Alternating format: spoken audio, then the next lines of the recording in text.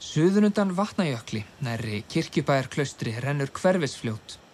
Lengst af rann það reyndar ekki þessa leið, en feikilegur hraunstraumur í Skaftáreldum í lok 18. aldar flæmdi fljótið úr sínum gamla farvegi og nú fellur það í mikilúðlegum flúðum og fossum niður á láglendi. Og hér hefur eigandi jarðarinnar Dalshöfða hug á að virkja fljótið við fjallið Hnútu. Kveikur gekk fyrirhugað virkjunarsvæði Hnútuvirkjunar með Jónu Björk Jónsdóttur, líffræðingi og náttúruverndarsinna. Hvers vegna sækir hingað? Krafturinn í ánni. Hvernig maður sér ána móbergið. Maður sér flúðirnar, fossana og heyri kraftinn, dyngina. Svona hraunið, formin, litirnir. Þetta bara dásamlegur staður. Samkvæmt skipulagsuppdrætti yrði fljótið beislað með 2 stíflum. Vatn yrði leitt í þrýstipípu rúmlega 2 kílómetra leið niður að stöðvarhúsinu og þaðan aftur út í farveg fljótsins. Virkjunin yrði alltaf 9,3 megavött og myndi raska svæði þar sem lítil ummerki finnast mannskepnuna. Hér finnast ekki hús, þjóðvegir, tún eða skurðir, en mikil náttúra. Enda eru virkjunaráformin umdeilt. Jóna Björk var varafulltrúi í sveitarstjórn í 2 kjörtímabil og hefur barist gegn Hnútuvirkjun. Mér finnst það að brjóta undir sig land eins og hér sem svona algjörlega óspjallað, ósnert. Mér finnst það bara ekki rétt landsins vegna. Það Ragnar Jónsson, landeigandi og ábúandi á Dalshöfða sem vill nýta fljótið til orkuvinnslu.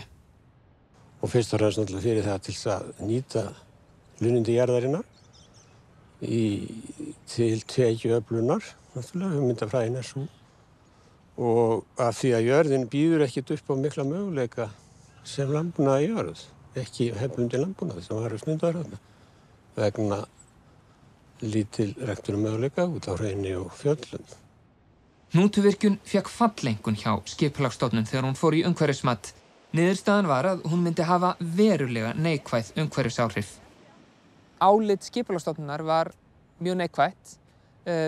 Breytir það ekkert forsendunum fyrir því að virkja þarna? Já, þetta náttúrulega bara það sem maður lagði upp með þegar það þurfti að fara í umhverfismatið.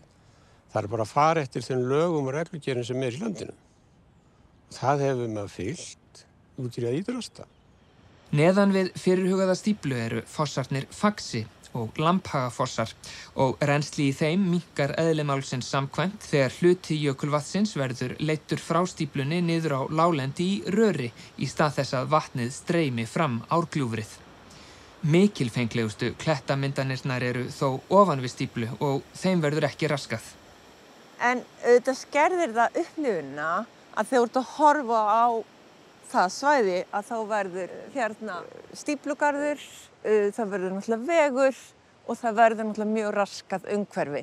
Þannig að þessi upplifun sem núna, hún verður ekki áfram. Þannig að skiptir það máli? Fyrir mig skiptir það máli og fyrir mjög marga skiptir það máli. Ég vil meina að opnist þetta mikill möguleiki fyrir ferðamenn sem algjörlega ónýttir og menn nú að tala það í öðru orðinu að þurfa að dreifa ferðamannum meira. Þetta verður náttúrulega allt annað land. Ég held að þetta verður ekki svipað hjá sjón.